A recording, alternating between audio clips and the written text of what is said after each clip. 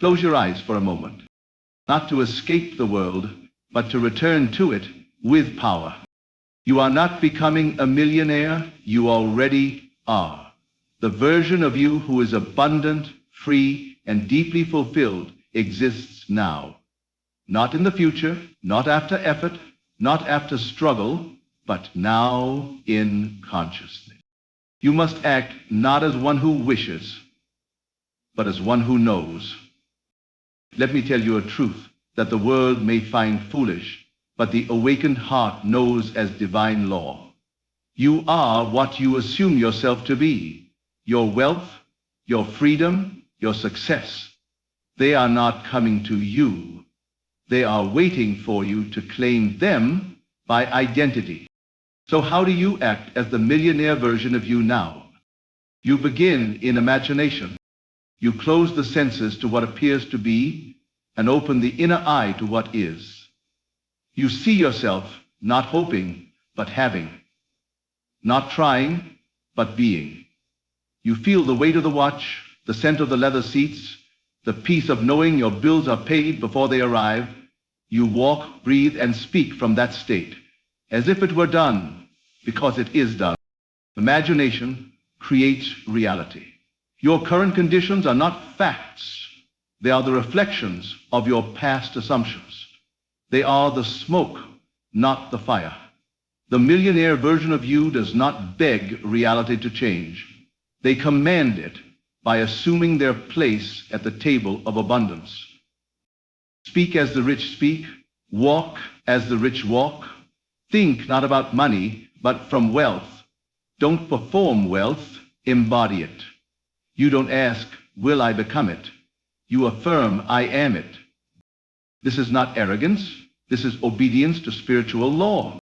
When you truly believe you are what you want to be, the world echoes it back, not by chance, but by law. Circumstances bend, people appear, paths open. Why? Because you moved first in consciousness. This is how we act as the millionaire version of ourselves. We do not wait for permission. We do not seek validation.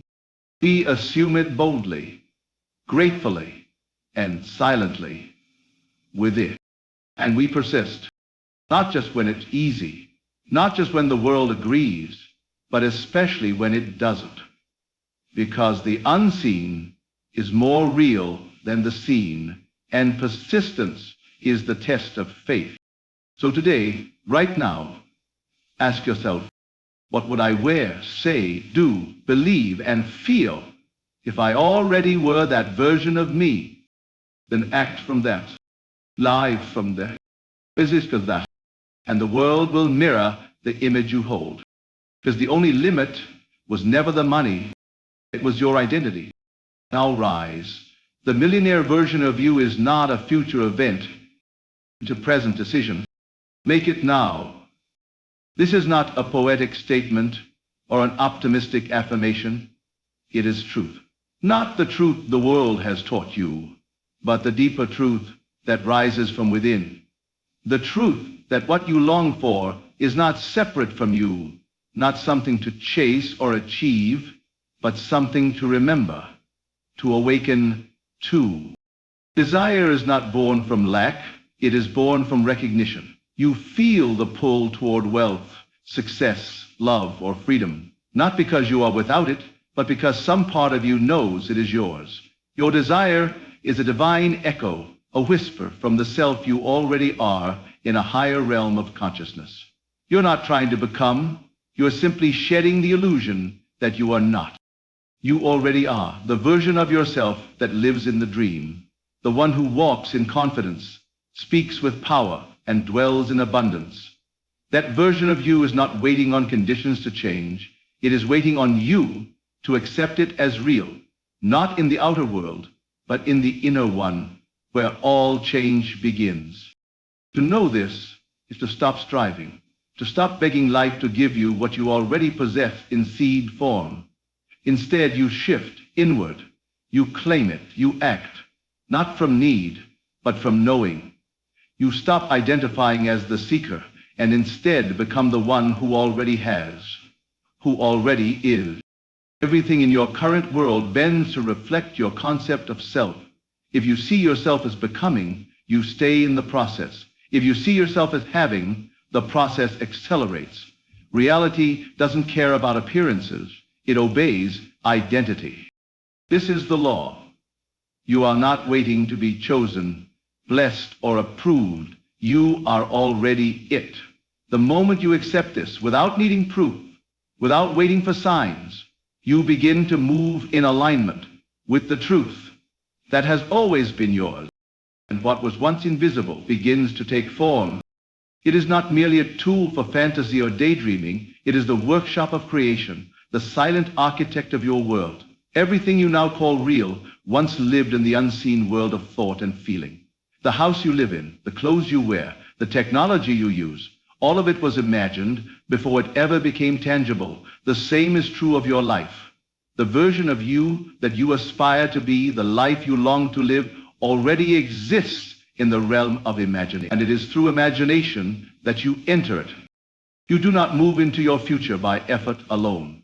You enter it first by feeling your way into it, by creating it inwardly with such clarity and conviction that the outer world must catch up. The senses will try to deceive you, insisting that what is real is only what can be seen, touched, or measured. But the inner eye sees beyond appearances.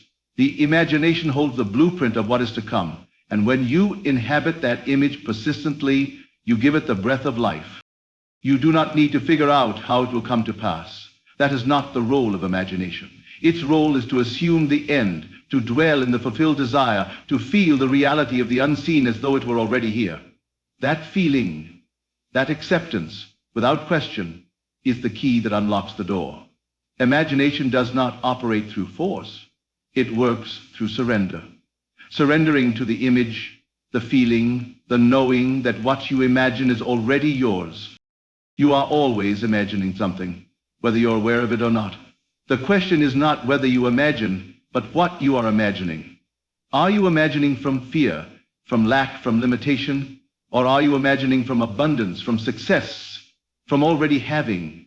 Every mental conversation, every emotional response, every internal picture is a seed, and the world outside is simply the harvest. There is no doorway through circumstances, no doorway through logic, no doorway through effort alone. The only true doorway to your future is through the image you dare to hold and believe within, even when nothing outside supports it, especially when nothing outside supports it. This is the beginning of true transformation.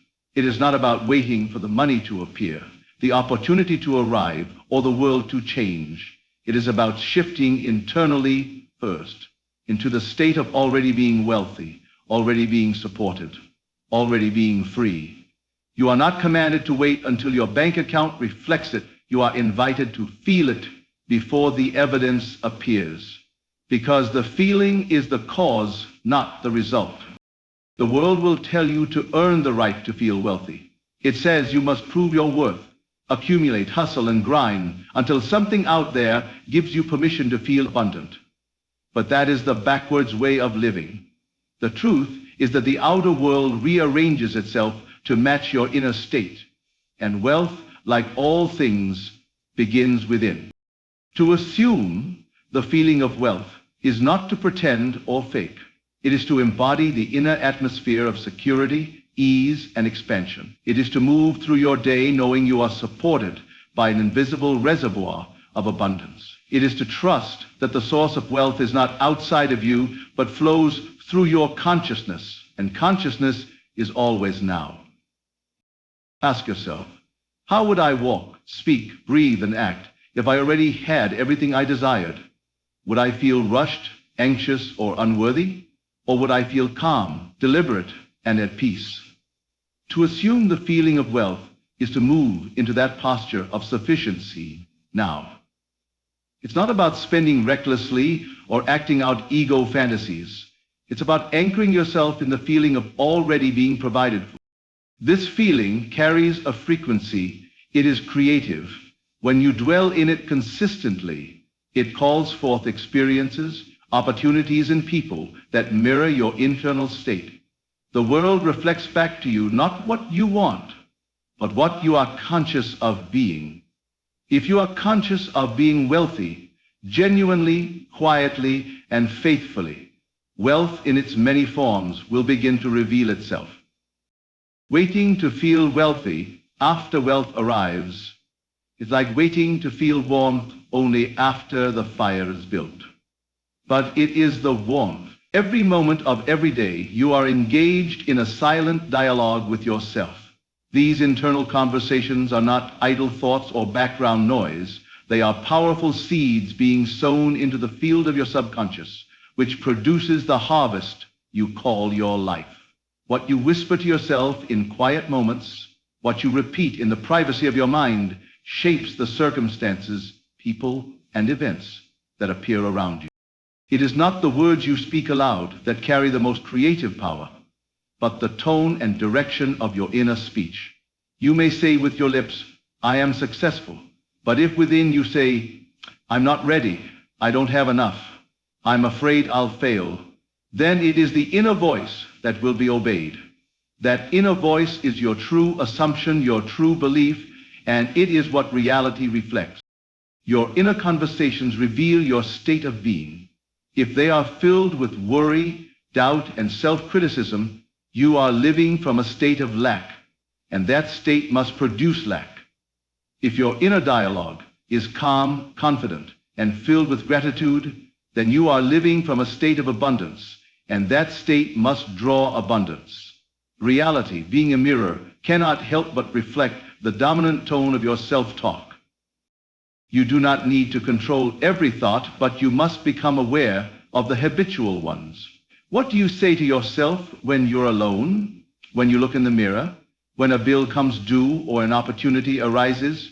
Do you speak to yourself as one who is powerful and chosen, or as one who is uncertain and undeserving? These inner monologues become the blueprint from which your outer world is constructed. The world around you is not happening to you, it is happening through you, shaped by the stories you rehearse within.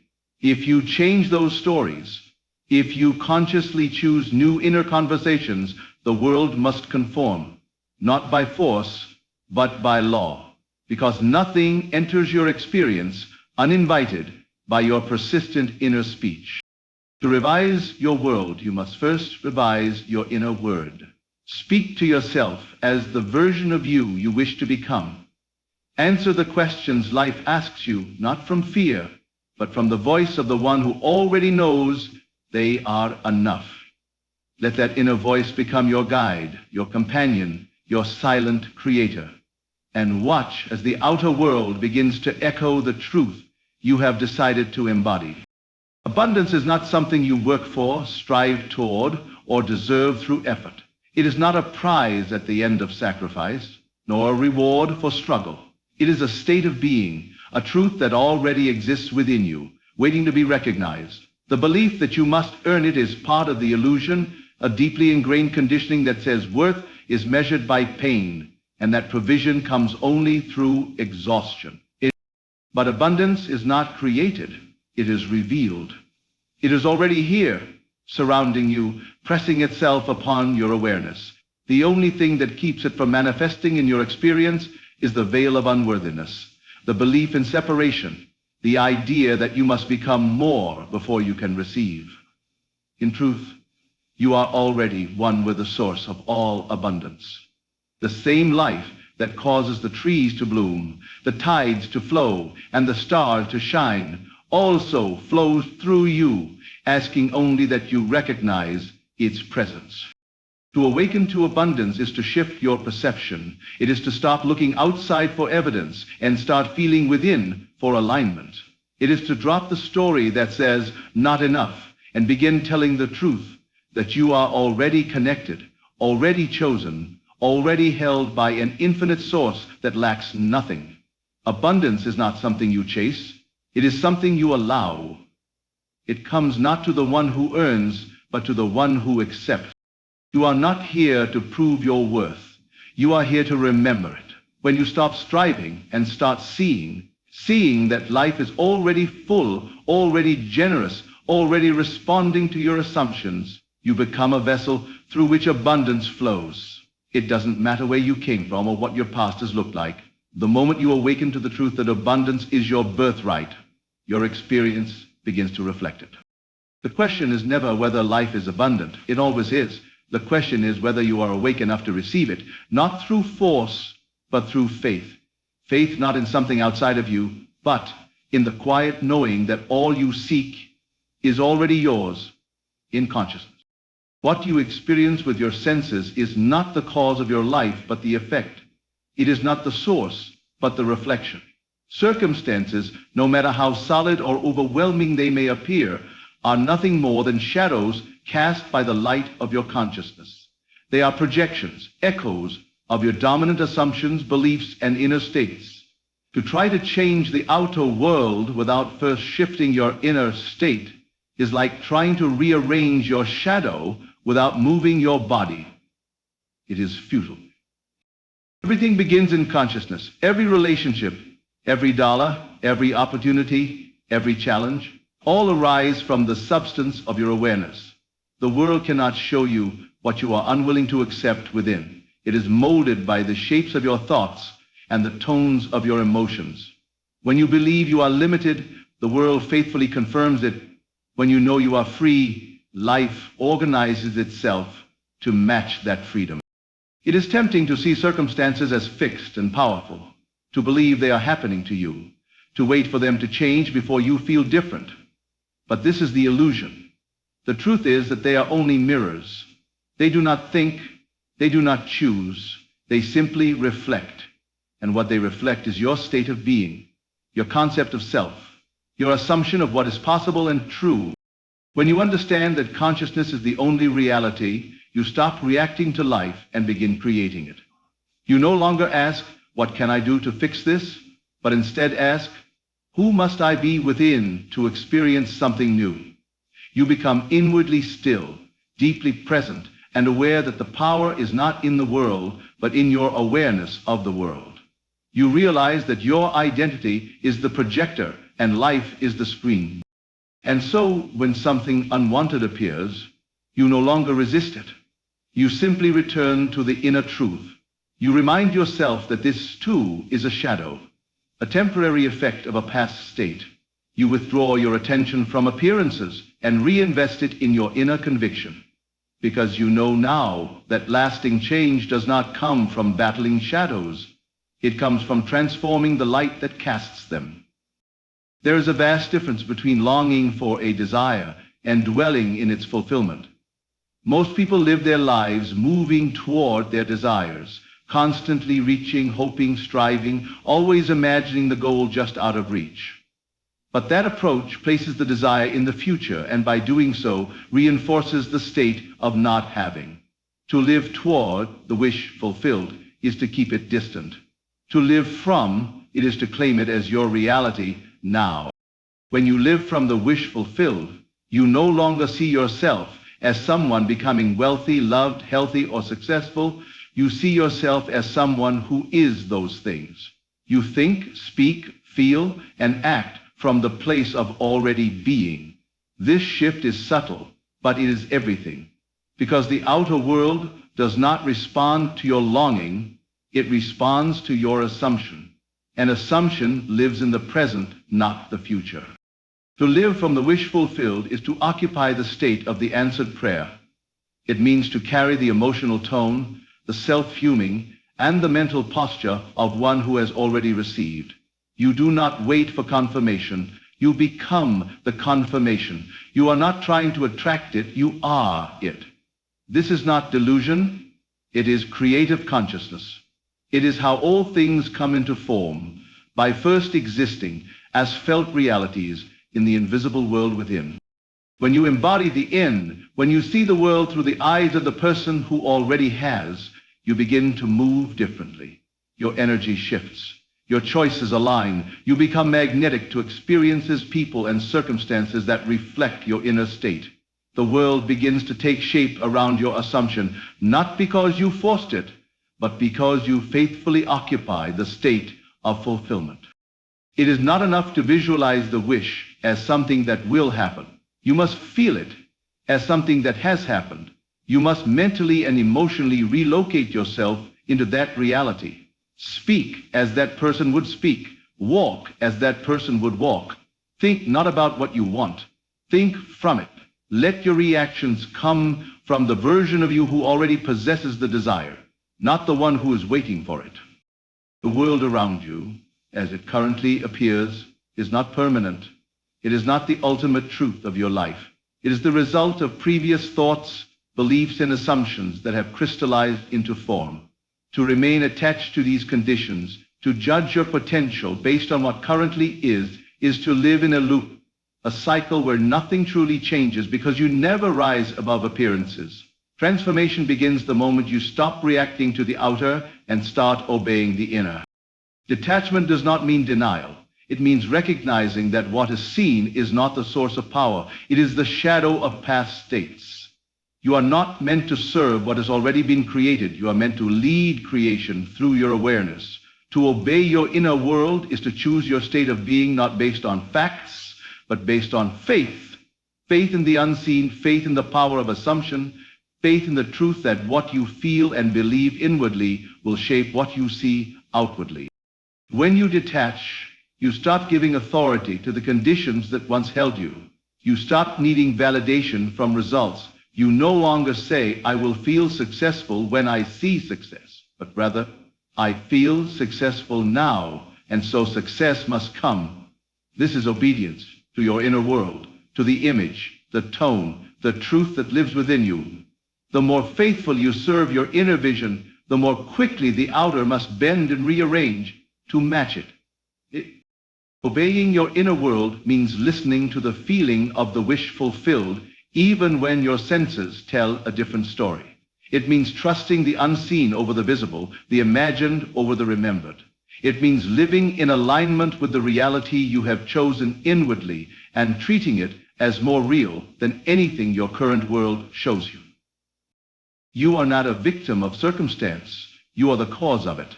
But to wield that power, you must step out of identification with what is and step into identification with what is becoming. This is not escapism. It is mastery. When you no longer react to the world but command it through inner conviction, you begin to walk in true freedom. It is not enough to think wealth, speak about wealth, or wish for wealth if your actions contradict the identity of one who is already wealthy. Your self-concept is the foundation of your reality, and every action taken from that concept either confirms or denies it. If you carry the self-position of abundance, your decisions, habits, and behavior will flow from that state naturally, effortlessly. But if you hold the idea of lack, even subconsciously, your actions will reflect struggle, hesitation, or fear. To truly embody wealth, you must move as the wealthy version of you would move. This is not about extravagance or recklessness. It is about alignment. It's about the quiet confidence in the way you handle your time, your relationships, your decisions, your body, your mind. The wealthy version of you does not act out of desperation. They do not chase, beg, or shrink. They respond from clarity, certainty, and ease. That alignment is what gives rise to the external evidence of wealth, not the other way around. When your actions are in harmony with the feeling of already being wealthy, you no longer seek permission to invest in yourself, to pursue your desires, or to speak your truth. You know deeply that these things are your natural expression. You choose from abundance, not from fear of loss. You treat yourself with respect because you believe you are valuable. You walk with purpose because you know you are supported. Every choice becomes a reflection of who you already are inside. And this alignment must be consistent. You cannot act like a person of lack in private and expect the public world to reward you with abundance. You cannot make decisions rooted in fear and expect outcomes based in freedom. Your outer life must become an echo of your inner conviction. If you believe you are wealthy, then every step, no matter how small, will be taken with the authority of that belief. To live as the wealthy self is not to wait for confirmation from the outside world. It is to move first from within. And in doing so, you invite the world to meet you there. The moment you claim a new state of being, the moment you assume yourself to be what you desire to be, you have planted the seed of transformation. But like any seed, it does not spring forth instantly. It must be nourished, protected, and sustained. This is where persistence becomes power. Not persistence in action or effort, but persistence in assumption, in the quiet inner knowing that what you have imagined is already yours. Your assumption is not a fleeting thought or a wishful hope. It is a state, a deep, felt inner conviction. And it must be held even in the face of contradiction. The world may offer no evidence at first. It may reflect the old state, the old beliefs, the old story. But if you remain loyal to the new assumption, if you refuse to waver, to doubt, to abandon what you claim inwardly, the outer world has no choice but to yield. Reality is malleable. It bends and reshapes itself according to your sustained inner state. The law is simple. What you are conscious of being, consistently and without resistance, must externalize. Not might, must. It is not about forcing change, but allowing your assumption to do the work. It is not about proving it to others, but proving it to yourself through unwavering faith. Persistence is not struggle. It is the silent repetition of the feeling of the wish fulfilled. It is returning to the state again and again, no matter how loud the world speaks against it. It is walking in the unseen as if it were seen, trusting that the delay is not denial, but unfolding. The new state is already real in the invisible. It only requires your consistency to become visible. Every time you persist, you reinforce the new identity. Every time you refuse to accept what contradicts your assumption, you weaken the hold of the old pattern. And slowly, then suddenly, reality begins to shift. People change. Opportunities appear. Circumstances move. But not because you chase them, because you became the version of yourself who naturally experiences. This is the quiet power of assumption. When you persist, reality conforms, not by force, but by the creative law that governs all things from within. And so, you are not becoming the millionaire version of yourself, you are remembering it. You are shedding the illusion that anything outside of you needs to change before you can feel it, live it, and claim it. The secret is not in effort, but in alignment, not in striving, but in assuming. When you dwell in the feeling of the wish fulfilled, when your inner conversations match the life you desire, when your actions are guided by the identity of wealth already received, reality must follow. It is law. Detach from appearances. Obey the truth within. Refuse to be swayed by the shadows of current conditions. Live not toward your desire, but from it. Speak not about what you want. Speak as one who already has. This is how you bridge the seen and unseen. This is how the invisible becomes visible. Remember, consciousness is the only reality, and you are its master. Assume the feeling now. Not tomorrow, not someday. Now. Persist in that state with quiet faith, and the world will bend to reflect what you have chosen to embody. The millionaire version of you already exists within. Step into it, fully, and never look back. Thank you for receiving these words, not just with your ears, but with your spirit. Thank you for daring to believe in the power that lives within you. Thank you for remembering who you truly are.